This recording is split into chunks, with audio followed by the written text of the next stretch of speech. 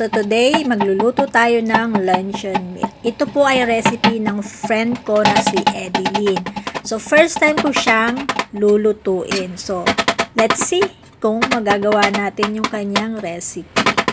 So ito po yung ingredients niya, chicken breast. Tatadtarin lang natin siya ng pinong-pino. And then garlic. Pipinuhin din natin siya, pero kung bata po yung kakain, siguro konting garlic lang okay na. Pero kung adult naman, katulad ko, gusto ko yung maraming garlic para mas masarap siya. And then after natin tadtarin yung chicken at saka yung garlic, lalagyan na po natin siya ng oyster sauce. Yes, oyster sauce lang. And then sesame oil. So bahala na kayo mag-level up ng lasa. And then lalagyan din natin siya ng chili powder. Pero kung bata yung kakain, huwag na po natin lagyan ng chili powder. So, optional lang po yun. And then, sugar, konting sugar, pero optional din siya. Is up to you po. And then, lalagyan din po natin siya ng cornstarch. Pero dahil wala kaming cornstarch, potato starch yung gagamitin ko. Let's see kung pwede siya. I think pwede naman, no? And then, after po nyan, imimix lang po natin itong lahat ng ingredients. Mix lang natin. At isa nga pala, meron pa siyang itlog. Lagyan natin siya ng itlog para mas malasa at mas masarap. So, mix lang po natin.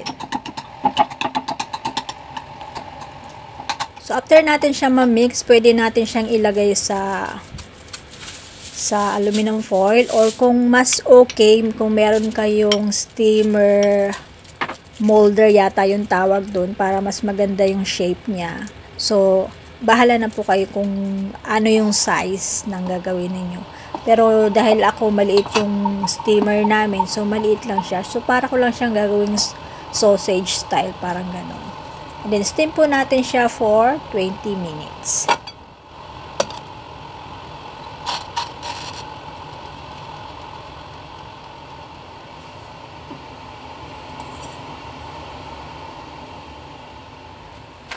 Yan.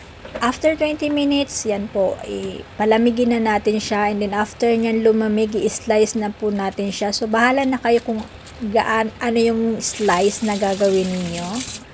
So, ako is-slice ko lang siya ng ganyan lang, tama lang.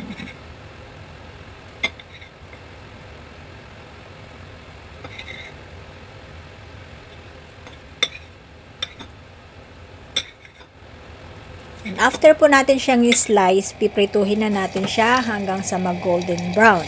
So, para lang siyang imbutido, kaya lang ang imbutido, napakamahal ng budget niya. So, ito napaka-easy pang masa.